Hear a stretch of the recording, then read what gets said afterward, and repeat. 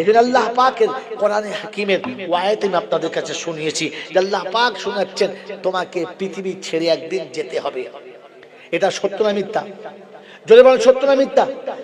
আর একবার তোমাকে কিয়ামতে উঠতে হবে, এটাও সত্য না মিথ্যা? যদি বলেন বিশ্বাস, বিশ্বাস, বিশ্বাস। যদি এটা বিশ্বাস থাকে তো আল্লাহ পাক রব্বুল আলামিন শোনাচ্ছেন যেদিন কিয়ামতে উঠবে সেদিন তুমি নিজে চোখে দেখতে পাবে কি রেখে এসেছো আর কি সাথে নিয়ে এসেছো। ইয়া আইয়ুহাল ইনসান মা গাররাকা বিরাব্বিকাল কারীম। মানুষ, তুমি তো সৃষ্টির সেরা বলে নিজেকে প্রমাণ করতে চাচ্ছ, গর্বও করছো, সবার কাছে বলছো। আমি তোমাকেই শোনাচ্ছি, আমার মতো প্রভুকে ভুলিয়ে দিল তোমাকে কে?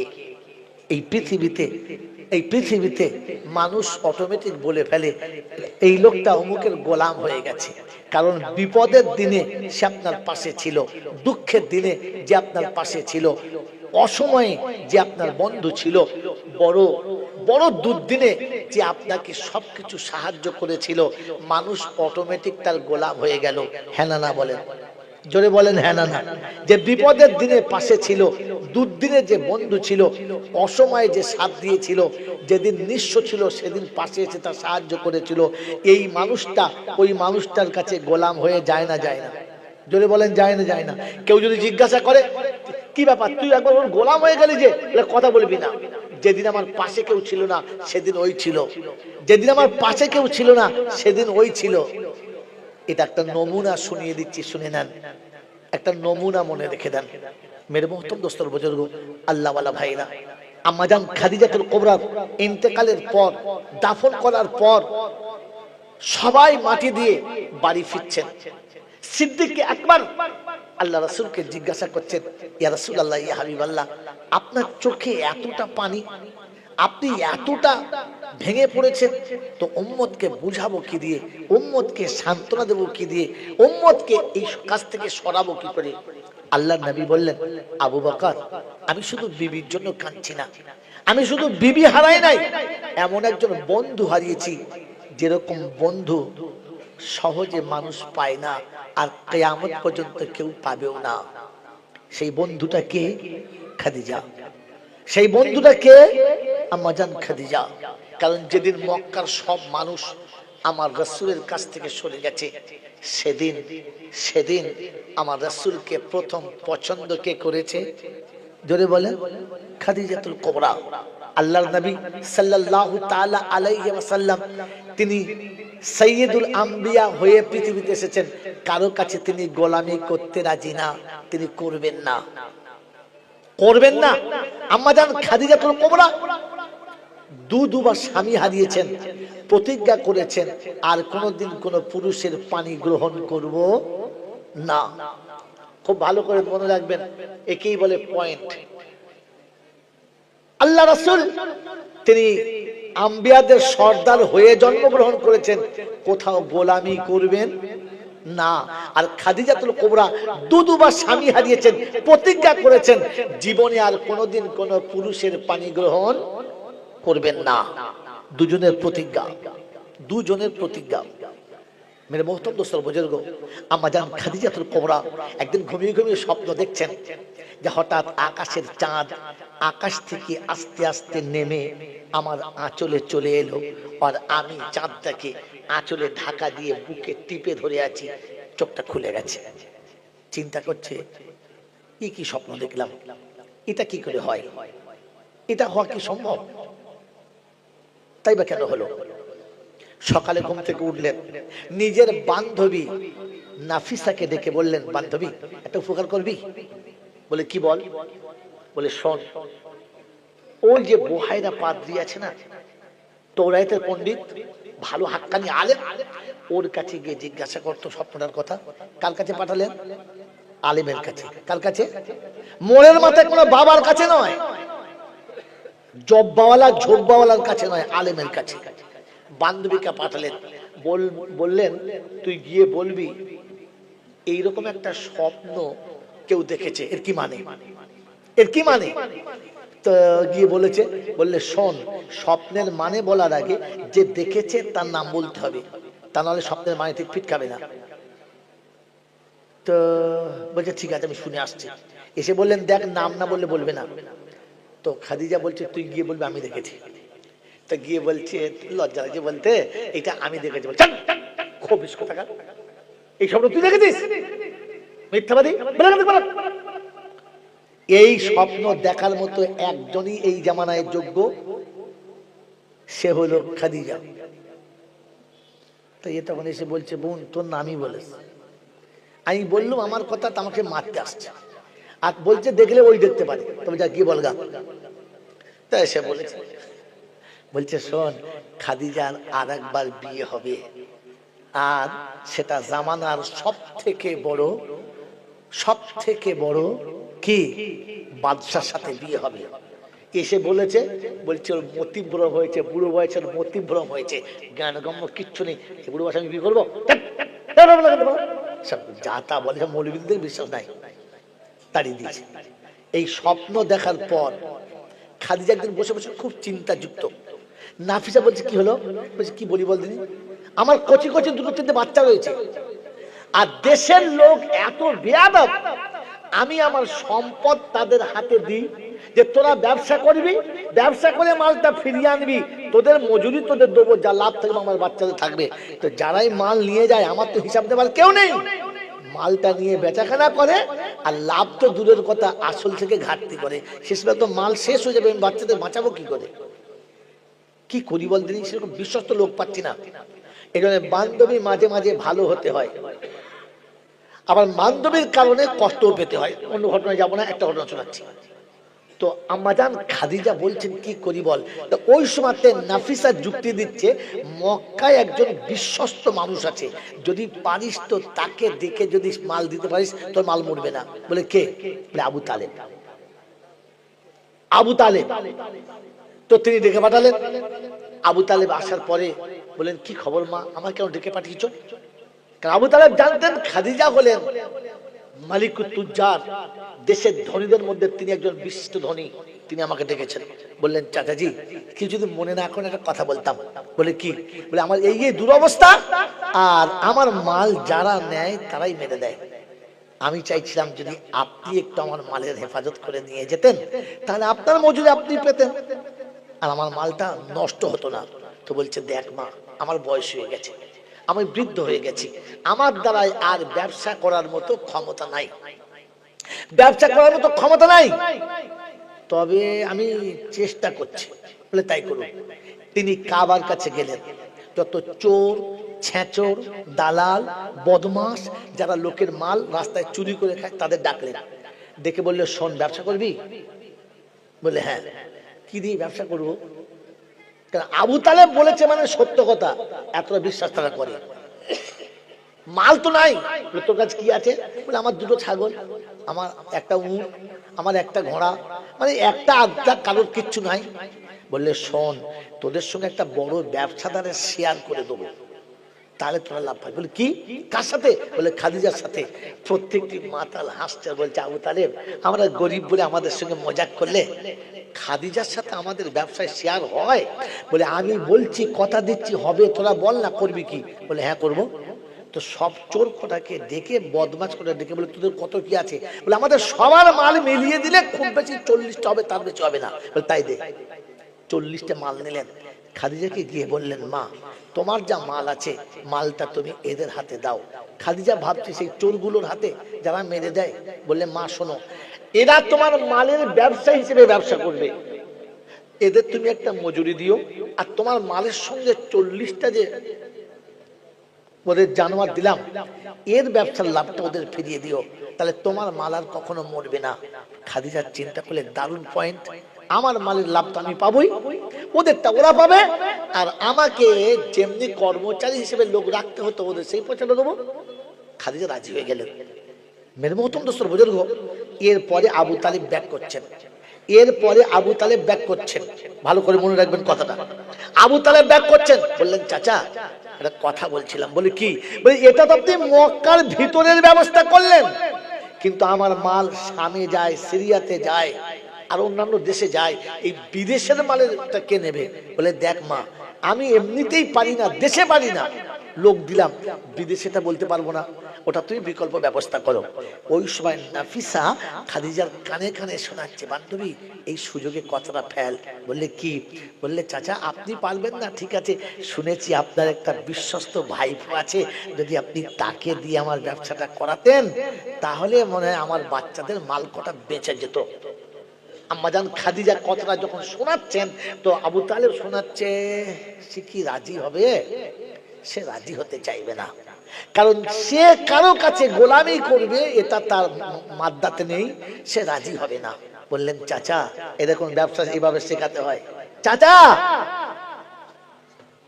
এতিমের মালগুলো সব নষ্ট হয়ে যাবে, তো যদি আপনি একবার চেষ্টা করতেন। তো বললেন আমার ভাইপোর এক জায়গাতে একটু কমজোরি আছে, ওই জায়গাটা যদি চেপে ধরতে পারিস আর আমি যদি ধরতে পারি, তাহলে মনে হয় লাভ হবে। আমার রাসূলের এক জায়গায় কমি আছে, শব্দটা ঠিক না ভুল? আমার রাসূলের কমি আছে, ঠিক না ভুল? যদি বলেন ভুল শব্দ, কিন্তু ভুলটার ভেতরে একটা ঠিক আছে। এই শব্দটা ভুল, কিন্তু ভুলের মধ্যে একটা ঠিক আছে। আপনারা খুঁজে বার করুন, আমি বার করবো না। মেরে মহতম দোস্ত বুজুর্গ, খাদিজা বললেন ঠিক আছে। তিনি বাড়ি এলেন, আল্লাহ রাসূলকে কাছে বসালেন, আর বসিয়ে বললেন বাবু বয়স হয়ে গেছে, বিয়ে দেওয়ার টাইম হয়ে গেছে, কিন্তু অবস্থা এমন যে বিয়ে করে বৌমাকে নিয়ে এলে রাখবি কোথায়? সেরকম ঘর তো নাই, এমনিতে আমাদেরই ভালো করে খাবার হয় না, তো বৌমাকে খাওয়াবি কি করে? কিছু তো ব্যবস্থা করতে হবে। বললে হ্যাঁ। তাহলে কি করা যায়? একটা কাজ করবি। একজন বলছিল যে তার মালটা নিয়ে তুই যদি ব্যবসায় যাস, তো তাহলে তোকে মজুরি হিসেবে ডবল দেবে, আর পরে তিনি খুশি হলে আরো কিছু দেবেন। আল্লাহ রাসূল এক কথায় বললেন আমি কারোর গোলামি করতে পারবো না, কারণ গোলাম করে আল্লাহ পাক রাসূলকে ওই নিয়তে পাঠান নাই। কথা মনে রাখবেন মেরে মুহতরম দোস্ত বুজুর্গ। যখন দেখলেন এক কথায় না বলে দিয়েছে, ওই সময়তে আবু তালেব বললেন বাবু ওই বিধবার কাছে দুটো এতিম আছে, আর এতিমের মালগুলো মানুষ লুটে ফুটে খেয়ে নিচ্ছে, এতিমের মালের একটু হেফাজত করা যায় না? আল্লাহর নবী মাথা নিচু করে দিলেন, চুপ করে বসে গেলেন, আর একটু বাদে বললেন চাচা এতিমের মালের হেফাজতের জন্য আমি তৈরি আছি, আমি তৈরি আছি। আল্লাহর পাক নবী সাল্লাল্লাহু তাআলা আলাইহি ওয়াসাল্লামকে আবু তালেব বললেন তাহলে সকালে খাদিজার কাছে চলে যাও, তোমার জন্য ব্যবস্থা হয়ে যাবে।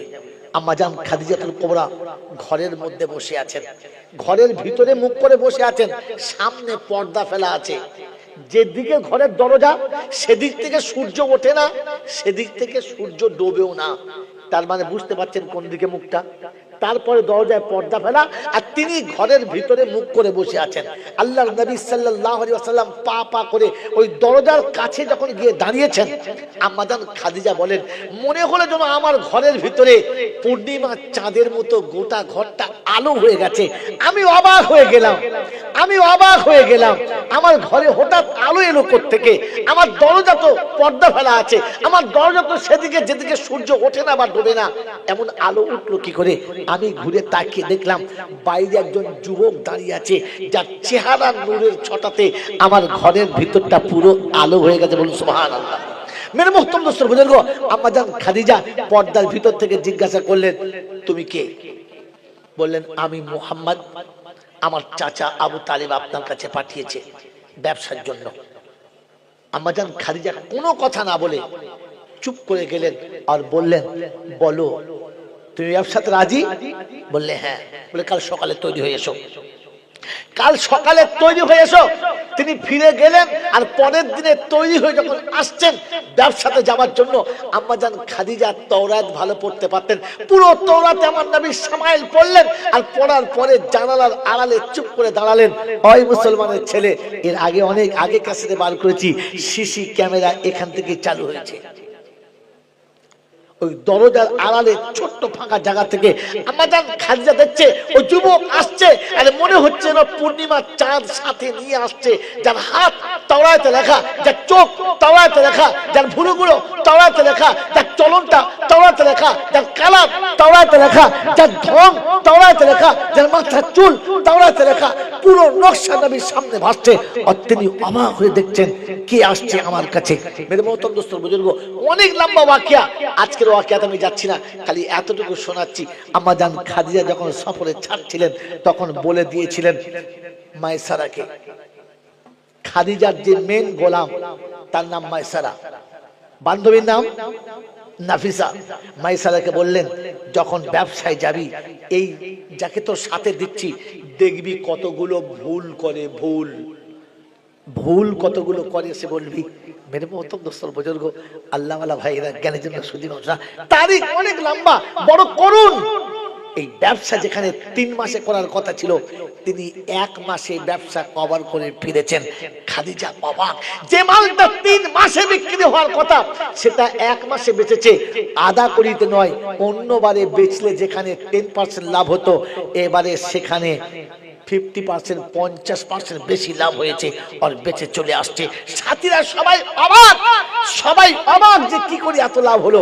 আগে আগে খবর চলে এসেছে কাল আসছে আমাদের কাফেলা, এতটা লাভ করেছে এত অল্প সময়ের ভিতরে, জীবনে কখনো এমন হয় নাই। সকালবেলা কাল সকালে আসবে, সকালে তৈরি হয়ে বসে আছে, নাফিসাকে পাশে নিয়ে বসে আছে। আমার আল্লাহওয়ালা ভাইরা, আমার খাদিজা জানালার কাছ দিয়ে খাদিজাকে নাফিসাকে পাশে বসিয়ে দেখাচ্ছে, বলতো কোনটা সে? বলে ওই পিছনেটা। বলে দূর। বললে হ্যাঁ আমি চিনি। একেবারে এক নজরে দেখছে, কাছে এসে গেছে। আর মেরে মোহতরম দোস্ত বুজুর্গ, মালের হিসাব হয়ে গেছে। আমি আপনাকে শুনিয়ে দিচ্ছি। খাদিজা মায়সারাকে জিজ্ঞাসা করছে এই যুবকের কতগুলো ভুল দেখলি? বললে সত্যি কথা বলবো? বললে কি সত্যি বলবো? বললে বল।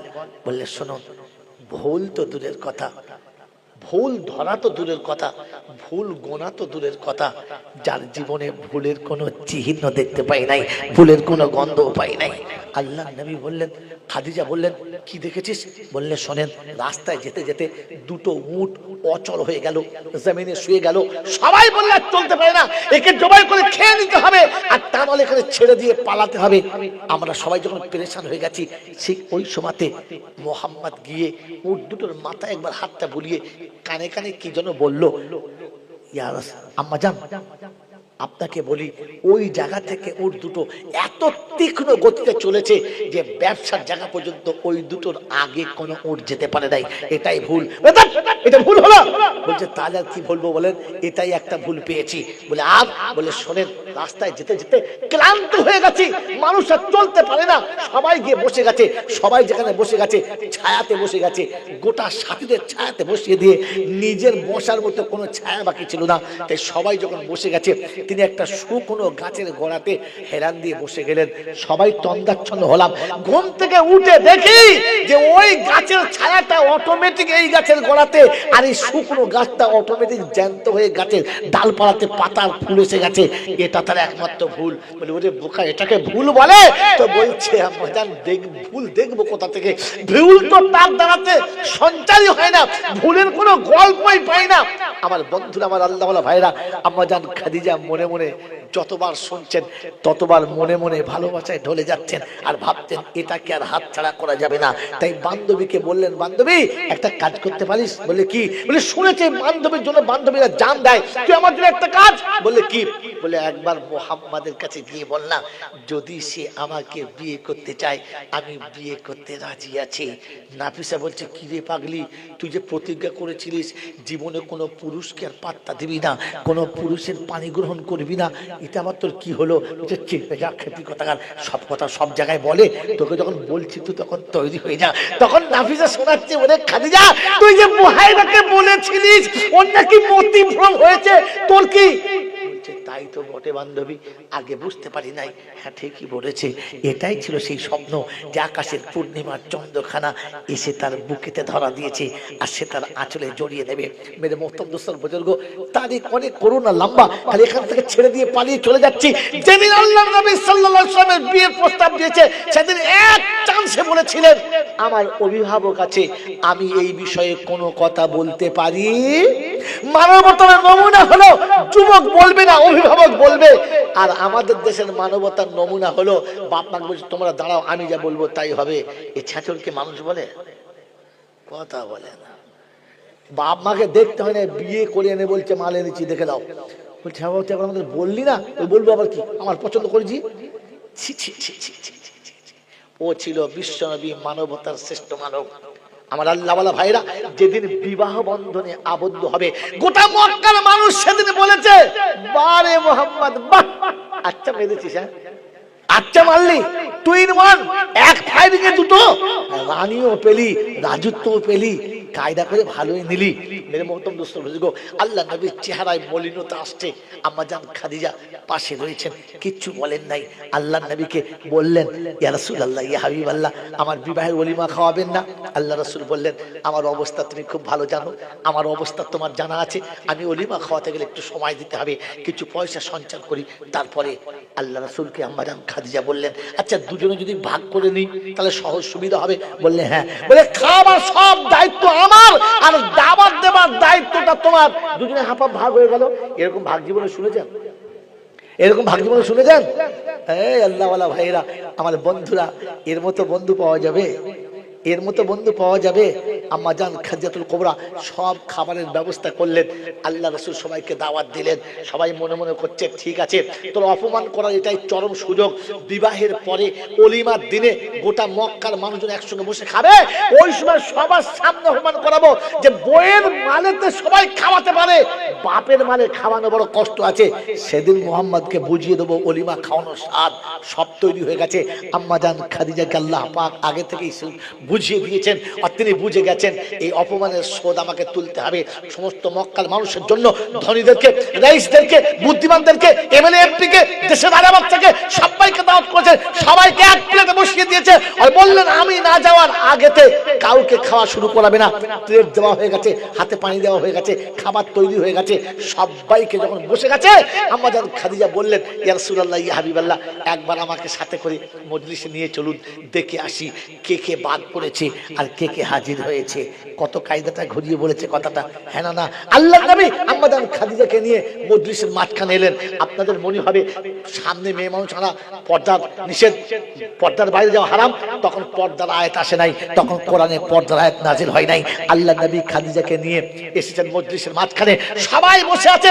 আম্মা জান খাদিজা বললেন আয় মক্কার মানুষরা, আমি মুহাম্মাদের সঙ্গে বিবাহ করেছি।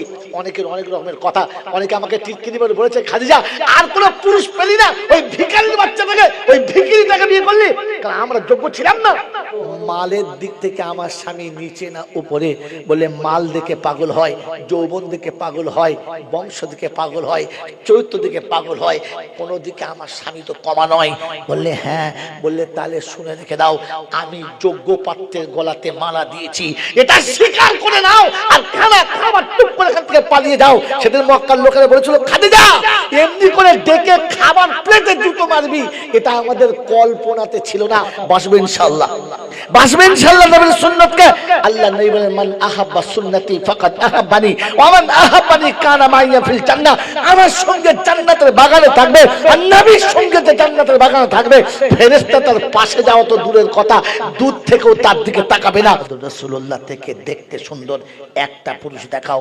গোটা মক্কার মানুষ সেদিন মাথা নিচু করে বলেছে না না, মুহাম্মাদের থেকে ভালো সুন্দর যুবক মক্কাতে কোনোদিন আসে নাই, আর কোনোদিন আসবে বলে আশা করা যায় নাই।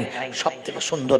নাম্বার 1, নাম্বার 2, যখন কোনো নারী কোনো পুরুষের প্রেমে জড়ায় তখন তার চরিত্রের দিকে তাকিয়ে জড়ায়।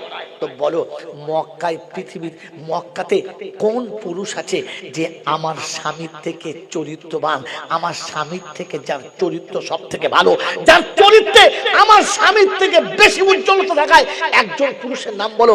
গোটা মক্কার ধনী আর বাদশারা সেদিন বললে না রে খাদিজা, মুহাম্মাদের থেকে উত্তম আর উজ্জ্বল চরিত্রের একটিও যুবক মক্কাতে খুঁজে পাওয়া যাবে না। এদিকে তুমি ফার্স্ট হয়ে গেছো। বললে তৃতীয় দিক হলো কোন পুরুষ কোন নারী, যখন কোন নারী কোন পুরুষের প্রেমে পাগল হয় তখন তার বংশ দেখে পাগল হয়। বলো মক্কাতে কোন পুরুষের বংশ আমার স্বামীর বংশের থেকে বেশি উঁচু সম্মানের, বেশি মর্যাদাবান এবং বেশি নামের? বলো তো। সেদিন বললেন না, তার থেকে সুন্দর আর কারোর বংশ হতে পারে না। অতএব বংশগত দিক থেকে আমার স্বামী উঁচু, গুণগত দিক থেকে আমার স্বামী উঁচু, রূপ ও যৌবনের দিক থেকে আমার স্বামী সবার উঁচু। তবে শুনে রেখে দাও, আজকে শুনিয়ে দিচ্ছি, আমি খাদিজা এই তিনটে গুণ মুগ্ধ হয়ে আমার স্থাবর অস্থাবর যা কিছু ছিল সম্পূর্ণ সবটুকু আমি আমার স্বামীর নামে উইল করলাম, আমার স্বামীকে মালিক বানিয়ে দিলাম, আমি আমার স্বামীর হাতে সবটুকু তুলে দিলাম। এবারে বলো মালের দিক থেকে আমার স্বামী নিচে না উপরে? বলে মাল দেখে পাগল হয়, যৌবন দেখে পাগল হয়, বংশ দেখে পাগল হয়, চরিত্র দেখে পাগল হয়, কোন দিকে আমার স্বামী তো কমা নয়। বললে হ্যাঁ। বললে তাহলে শুনে রেখে দাও, আমি যোগ্য পাত্রের গলাতে মালা দিয়েছি, এটা স্বীকার করে নাও আর খানা খাবার টুক করে এখান থেকে পালিয়ে যাও। সেদিন মক্কার লোকেরা বলেছিল খাদিজা এমনি করে ডেকে খাবার প্লেটে জুতো মারবি, এটা আমাদের কল্পনাতে ছিল না। বিশ্বনবী জনাবে মুহাম্মদ রাসূলুল্লাহ সাল্লাল্লাহু তাআলা আলাইহি ওয়াসাল্লাম বলেন, ও আবু বকর সিদ্দিক, যেদিন মক্কার প্রত্যেকটি মানুষ আমাকে টিটকিরি করে বলে আঙুল তুলেছিল, সেদিন প্রত্যেকটি দুশমনের আঙুলকে নিচে নামিয়ে দিয়ে নির্লজ্জিত কুত্তার মতো খাইয়ে তুলে দিয়েছে। সে বন্ধু হলো আমার খাদিজা। আমি এরকম একজন বন্ধু হারিয়েছি। আজ আমার আফসোস তো হতেই পারে, আজ আমার আফসোস তো যদি বলেন হতেই পারে। আম্মাজান খাদিজার কথা শুনে সিদ্দিকে আকবর সেদিন টুকটুক টুকটুক করে টুকটুক টুকটুক করে জান্নাতুল মালা ছেড়ে চলে গেছে। একা আল্লাহর নবী দাঁড়িয়ে আছেন। আল্লাহ পাক জিজ্ঞাসা করছেন, হাবিব সবাই জান্নাতুল মালা খালি করে দিয়েছে, তুমি যাবে না? জান্নাতুল মালাতে কেউ নেই, তুমি যাবে না? আল্লাহর নবী সাল্লাল্লাহু আলাইহি ওয়াসাল্লাম বলেন, ইয়া রাব্বি আল্লাহ, আমি খাদিজাকে খুব ভালোবাসি, আমি খাদিজাকে খুব ভালোবাসি, তাই আমার খাদিজা যাবার সময় বলে গেছেন, ইয়া রাসূলুল্লাহ, ইয়া হাবিবাল্লাহ, বিশ্বের প্রত্যেকটি রমণীকে তার স্বামী যেমন কবরে রেখে দিয়ে চলে আসে, আপনিও তেমন আমাকে রেখে দিয়ে চলে আসবেন। কিন্তু ইয়া রাসূলুল্লাহ, ইয়া হাবিবাল্লাহ, আমি যে একা কখনো বিছানায় শুই নাই, এটা আপনি জানেন। আমার একা বিছানায় শুতে বড় ভয় করে, অন্ধকার কবর আমাকে বড় ভয় করে, তাই আপনি একটু বলে আসবেন, একটুখানি বুঝিয়ে আসবেন, কবর যেন আমাকে কষ্ট না দেয়। তাই বিশ্বনবী বলেন যে আমি কবরের মাটিকে হাত দিয়ে বলে এসেছি, আমার খাদিজা আসছে, তুই যেন কাঁদাস না, কষ্ট দিস না, আমি বসে আছি অপেক্ষা করি। ইয়া রাব্বাল আলামিন আল্লাহ, খাদিজার কবরে যে ফেরেশতা আসবে তাকে দেখে খাদিজা যেন ভয় না খেয়ে যায়, তাই তার সওয়ালের জবাবটা আমি দিয়ে দেব বলে অপেক্ষা করে চুপচাপ বসে আছি। আল্লাহ পাক রাব্বাল আলামিন বলেন, হাবিব আমি বলি নাই ইন কুনতুম তুহিব্বুনাল্লাহ ফাত্তাবিউনি ইউহিব্বুকুমুল্লাহ? ও হাবিব আমি বলি নাই যে যারা যারা তোমাকে ভালোবাসায় ডুবে যাবে আমি তাদের ভালোবাসার সবথেকে বড় পাত্র বানিয়ে নেব, আমি তাদেরকে আমার সবথেকে মাহবুব বান্দা বানাবো? হাবিব খাদিজা তোমাকে ভালোবাসে, এই ভালোবাসার কসম দিয়ে বলছে, শুনে রাখো, তোমার প্রেমে খাদিজা মুগ্ধ হয়ে গেছে, আমি খাদিজার প্রেমে মুগ্ধ হয়ে গেছি, তাই তুমি কবরের কাছে বসে আছো যে খাদিজার কবরে ফেরেশতা না আসে, আমি আরশে ফেরেশতাকে বলে দিয়েছি খাদিজার কবরে যেন না যায়, খাদিজার কবরে যেন না যায়। হাবিব খাদিজার কবরে কিয়ামত পর্যন্ত ফেরেশতা কোনোদিন যাবে না, ফেরেশতা কোনোদিন প্রশ্ন করবে না। খাদিজার কবরের ফেরেশতাকে আমি আসমানে আটকে দিয়েছি। আল্লাহর নবী সাল্লাল্লাহু তাআলা আলাইহি ওয়াসাল্লাম বলেন যে ও সময়তে আমি শান্তিতে খুশিতে হাসি নাই, বুকলে কেঁদে সিজদায় পড়ে গেছে। আল্লাহ পাক জিজ্ঞাসা করছে, হাবিব খাদিজার কবরের ফেরেশতাকে তো রুকে দিয়েছি, চোখে পানি কেন? চোখে পানি কেন? সিজদায় পড়ে চোখের পানি কেন? বললেন, ইয়া রাব্বাল আলামিন আল্লাহ, খাদিজার কবরের জবাবটা আপনি দিয়ে দিলেন, আমার গুনাহগার উম্মতের কবরের জবাব কে দেবে? আমার গুনাহগার উম্মতকে কবরে কে বাঁচাবে? আল্লাহ পাক শুনেছে, হাবিব তোর উম্মতকে বলে দিস খাদিজা যেমন তোকে ভালোবাসার কারণে আমি কবরের জবাব দিয়ে দিয়েছি, তোর উম্মত যখন তোর সুন্নতকে ভালোবেসে নেবে, আমি আল্লাহ তার কবরের ব্যবস্থাটাও করে রেখেছি। আমি আল্লাহ তোর উম্মতের কবরের ব্যবস্থা করে রেখেছি। আমার আল্লাহওয়ালা ভাইরা, আমার জ্ঞানজন সুধী মশা, আমার রতনপুর এলাকার বন্ধুরা, বলেন ওই অন্ধকার কবরে আমার আল্লাহ পাক আমাকে বাঁচাবেন, আমার আল্লাহ পাক আমাকে বাঁচাবেন। বাঁচবে ইনশাআল্লাহ, বাঁচবে ইনশাআল্লাহ নবীর সুন্নতকে। আল্লাহ নবী বলেন, মান আহাব্বা সুন্নতি ফাকাত আহাব্বানি ওয়া মান আহাব্বানি কানা মাইয়া ফিল জান্নাহ। আমার সঙ্গে জান্নাতের বাগানে থাকবে, আর নবীর সঙ্গে যে জান্নাতের বাগানে থাকবে, ফেরেশতা তার পাশে যাওয়া তো দূরের কথা, দূর থেকেও তার দিকে তাকাবে না। ওই নবীর উম্মত হয়ে নবীর সঙ্গে জান্নাতে যেতে মাত্র 20,000 টাকার সুন্নত আজকে মাত্রার জন্য জিন্দা করে প্রথম বন্ধু হাত তুলবে যে রাসূলুল্লাহ ইয়া হাবিবাল্লাহ, সেদিন তোমার আশিক দুটো দুনিয়া ছেড়েছে, ইহকাল পরকাল ছেড়েছে, বিবি আর বাচ্চা ছেড়েছে, সম্পত্তি ছেড়েছে, আমি মাত্র 20,000 টাকা ছেড়েছি। বলেন কোন যুবক, কোন আল্লাহর পেয়ারা আশিক রাসূল আছে যে খাদিজার সঙ্গে জান্নাতের বাগানে যাবে, খাদিজার সঙ্গে জান্নাতের বাগানে যাবে?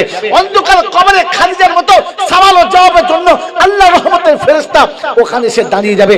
বলেন কোন বন্ধু আছেন, কোন যুবক আছে, কোন মুমিন ইমানদার আছে, কোন আশিক রাসূল আছে, কোন মা বোন আছে যে বলবে মাসে মাসে 2 করে 1000 টাকা দিয়ে 10টা মাসে শোধ করে দেবো?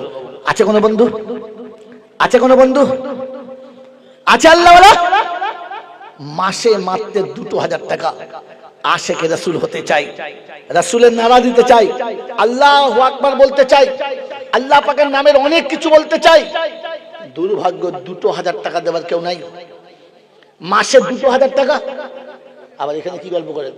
কি হলো কি এখানে? এই বসেন না, চুপ করে তাড়াতাড়ি বসেন, চুপ করে বসেন, আপনি বসেন।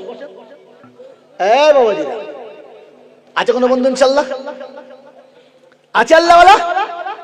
আমার জ্ঞানীজনরা সুধী মানুষেরা, যদি বলা হতো যে আপনাদের এলাকার এমপির সঙ্গে আপনার একটা সিটিং হবে আর এমপির সাথে আপনার মূল্যায়ন করা হবে, তার জন্য 20,000 টাকা লাগবে। এখানে বহু মুসলমানের বাচ্চা এমন আছে, ইমান বিক্রি হতো, নাম বেঈমানের খাতায় যেত, কিন্তু হাত তুলে দেখাতো আমি আছি।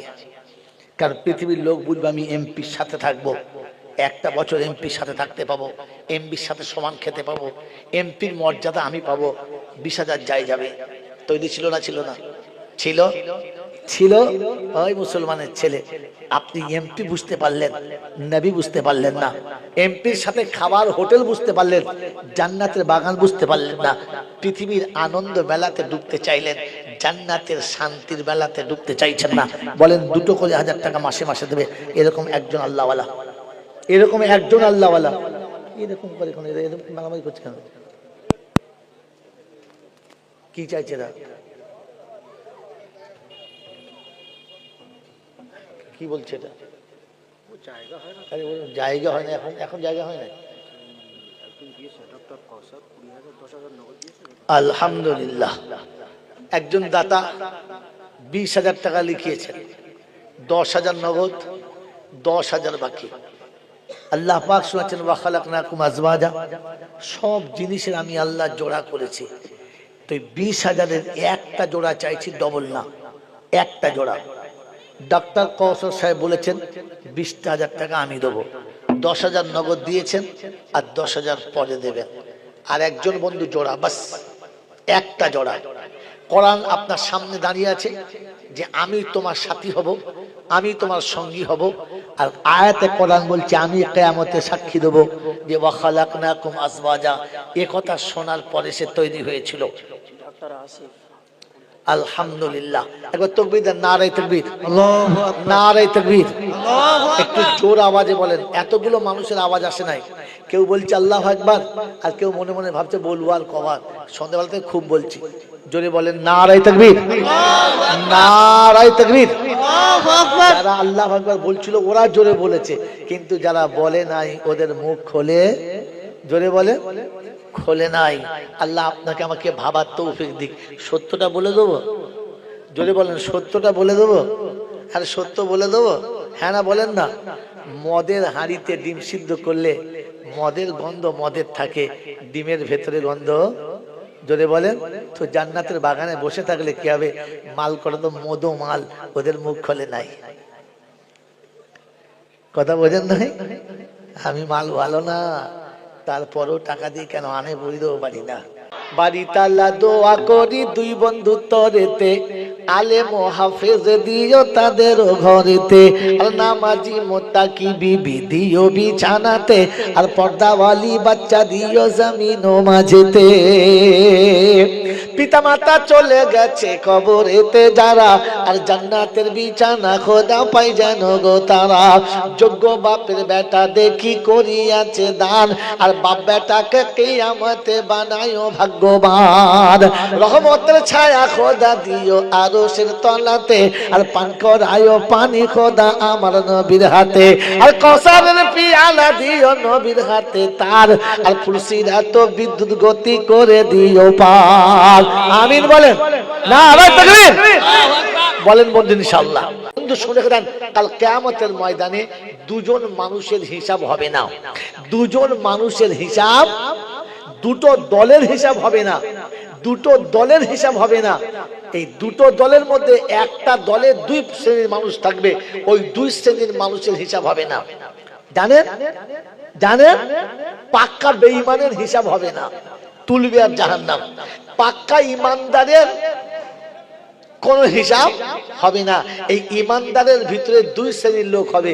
জানেন কে কে? জানেন না। জানেন? কথা বলে না।